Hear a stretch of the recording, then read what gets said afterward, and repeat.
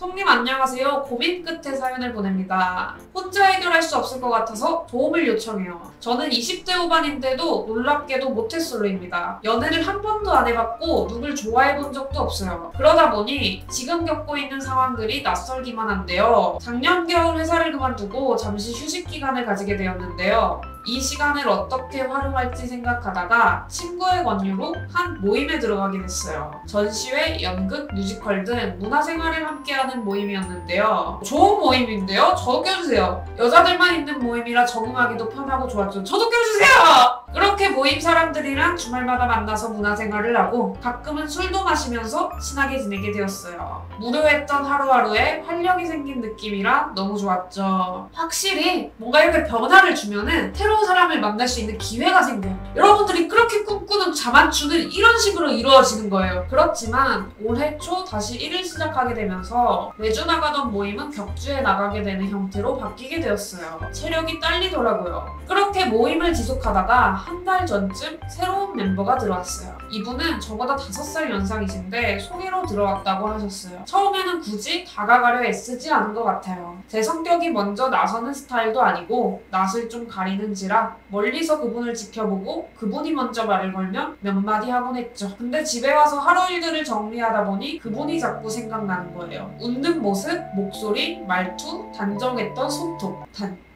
단정했던 손톱? 제가 이상한 거죠? 죄송합니다. 이런 것들이 머릿속에 맴돌더라고요. 같이 찍은 사진을 보는데 그분밖에 보이지 않았어요. 누가 봐도 호감을 살 듯한 외모의 성격인지라 자꾸 떠오르는 거라고 생각했죠. 특별한 계기는 없네요. 다음 모임 날이었어요. 단톡방에 그분이 말을 하더라고요. 1시간 일찍 도착할 것 같네요. 다른 사람들은 준비를 하느라 바쁜지 카톡을 읽지 않고 있었을 때 제가 그 카톡을 가장 먼저 읽게 됐어요. 저는 약속 장소 근처에 미리 가서 볼일을 볼 계획이었는데 그분이 일찍 도착한다는 말에 저도 모르게 대답을 했어요. 저도 그쯤 도착할 것 같은데 카페에서 볼까요? 그분은 좋다고 대답하셨어요. 모태솔로인데 대단해요. 예상치 못한 전개에 볼일을 못 보게 되었지만 그분이랑 단둘이 시간을 보낼 수 있다는 생각에 가슴이 뛰더라고요. 서둘러 약속 장소에 도착했습니다. 그분이 먼저 도착해서 저를 기다리고 계셨어요. 막상 단둘이 있으니 긴장돼서 말이 잘 안 나오더라고요. 대화를 그분이 거의 이끌어 주셨어요. 어디 사는지랑 무슨 일을 하는지, 어떤 걸 좋아하는지. 우리는 이걸 호구조사라고 부르기로 했어요. 대화를 하다 보니 시간이 빠르게 흐르는 거예요. 둘이 있을 시간이 얼마 안 남았다는 생각에 마음이 급해졌어요.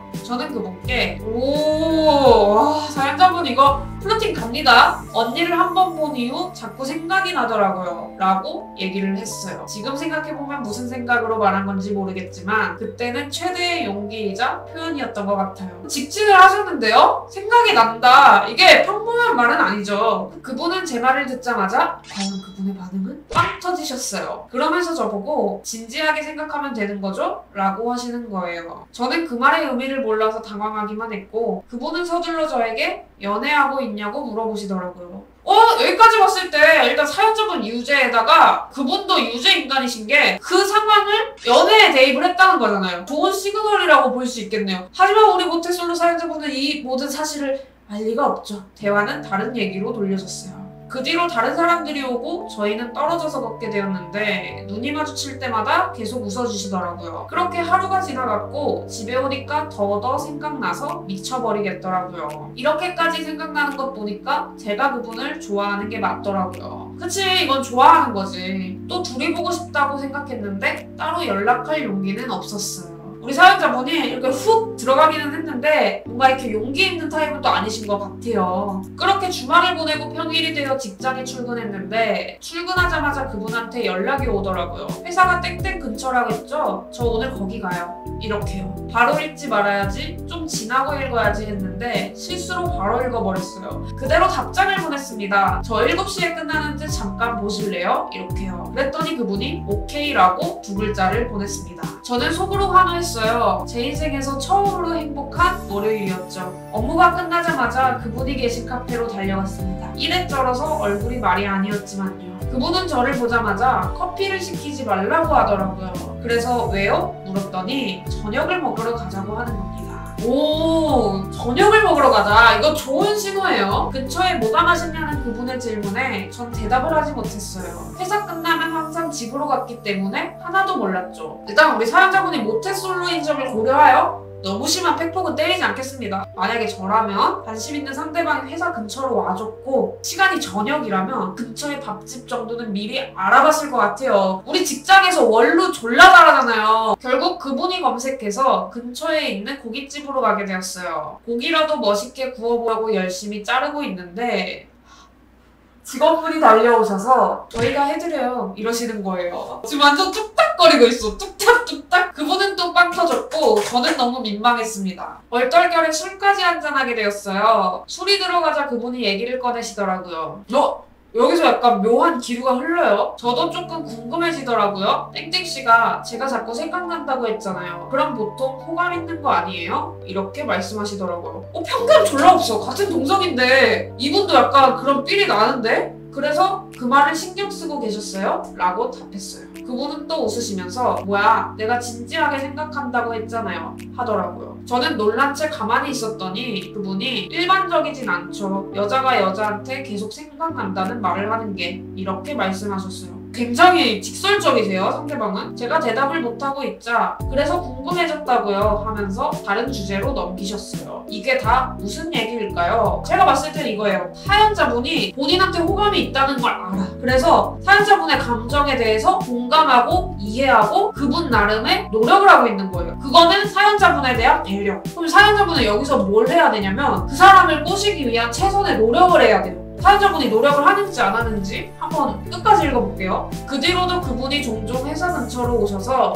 3번 정도 더 만났는데요. 같이 영화도 보고 공원 산책도 하고 그분 집에서 맥주도 먹고 했는데요. 마지막에 그분이 제 어깨에 기대면서 땡땡이는 어떤 마음인 건지 모르겠어. 좀 지치네? 이렇게 말을 했어요. 저는 또 당황해서 네? 하며 얼버무렸죠. 그 뒤로 여전히 연락을 하고 있긴 하는데요. 마지막 만난 건 저번 주 금요일이에요. 지금이 수요일이니까 그렇게 오래된 건 아니고 연락 텀이 전보다 조금 느려진 것 같기는 한데 어떻게 해야 할지 모르겠습니다. 조송님, 제 직진을 도와주세요. 제가 말했잖아요. 상대방은 사연자분을 진짜 배려를 많이 해주고 있다고. 근데 반면에 사연자분은 그 배려에 응하는 어떠한 액션이 없어요. 사연자분, 직진을 도와달라고요? 대체 어떤 직진을 하셨는데요? 생각난다고 한 거? 제 나름 직진이거든요. 그건 좋았어요. 근데요, 너무 지난 일이잖아요. 그 뒤에 그럼 먼저 만나자고 한 적 있어요? 아니요. 두 분 전화는 해요? 가끔 밤에 1시간 정도? 밤에 전화하는 건 일단 좋아요. 제가 얘기했죠? 자기 전에 전화하면 자기 된다. 전화 먼저 한 적이 있어요? 아니요? 봐봐! 뭘 어딜 직진을 했다는 거야. 생각난다고 말한 이후로 표현한 적 있어요? 아니요. 지금 봐봐. 아니요! 직진은 그분이 혼자 다 하고 있는 것 같은데? 난 사연을 보면서 계속 이상하다 생각했어. 사연자분이 직진한 내용이 없어. 초반에 플러팅한 거 말고는 없어. 제가 못소리라 진짜 모르겠어요. 내 마음 한번 표현했다고 끝이 아니에요. 그게 시작이에요. 좋아하는 마음은 점점 더 커지는데 어떻게 표현할지 모르겠어요. 사연자분이 처음 이후로 아무런 표현도 안 하니까 좀 지친 것 같아요. 그래 보여요. 개인적인 생각인데 만약 제가 상대라면 좀 헷갈릴 것 같아요. 제가 지치게 한 걸까요? 뭐 안 지칠 수가 없죠. 거의 일방적인데. 어떻게 할 방법 없을까요? 그냥 기본적인 것만 하면 돼요. 먼저 안부 묻기, 먼저 전화하기, 먼저 만나자 하기. 지금 연락해볼까요? 네, 내주고 뭐라고 연락하죠? 전적으로 사용자분한테 맡길게요. 보고 싶다고 하면 이사할까요? 그거지. 보고 보냈어요. 떨려요. 조선님 탑장 왔어요. 제 이름이 비록 조선이 됐지만 괜찮습니다. 나만 보고 싶은 줄 알았는데 이렇게 왔어요. 어머 미쳤나봐. 봐봐 내 말이 맞잖아. 이때다. 약속을 잡아요. 그동안 사연자분이 먼저 약속을 잡은 적도 없고 표현한 적도 없으니까 약속을 잡을 기회가 된 거예요. 내일 보자고 할까요? 네. 좋아요.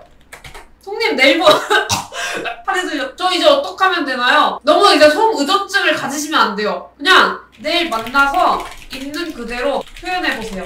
만나면 말이 안 나올 것 같아요. 그러면 일단 톡으로라도 진심을 조금 전해보는 건 어때요? 지금 고백하라는 건 아니에요. 사연자분이 이제 표현을 시작하기 때문에 너무 조급하게 마음을 가지면 안 돼요. 그럼 좆될 수가 있어요. 뭐라고 보내는 게 좋을까요? 언니가 나를 진지하게 생각하는 만큼 나도 진지하다. 더 알아가고 싶다. 표현에 서툴긴 하지만 노력할 거다. 약간 적당히 진지하고 적당히 가볍지 않게 이런 돌직구를 꽂아줄 때가 됐다고 생각을 해요. 이런 거를 솔직히 만나서 표현하면 더 좋겠지만 사연자분이 자신이 없다고 하셨으니까 일단 톡으로 먼저 이렇게 해놓으면 언니가 자연스럽게 이끌어줄 수도 있어요. 네, 그렇게 보낼게요. 너무 뜬금없진 않겠죠? 원래 뜬금없는 게 설레는 법입니다, 여러분. 너무 걱정하시면 안 돼요. 네! 엄지척. 귀여운데? 송님 언니한테 답장 왔어요. 그런 표현 좀 해. 나 혼자 지치지 않게. 뭐야, 왜 둘이 로맨스 영화를 찍고 있냐고. 아시죠? 이건 100% 그린라이트라는 거? 자, 이제 사연자분은 언니를 만나러 갈 거예요. 그러면 사연자분은 이제 진짜 직진을 하셔야 되는 거예요. 표현이 조금 서툴고 어렵더라도 차라리 그런 얘기를 하세요. 내가 조금 표현이 서툴다, 표현이 어렵다, 하지만 노력하겠다. 이런 액션을 반드시 보여주셔야 돼요. 파이팅! 여기까지 하도록 하겠습니다.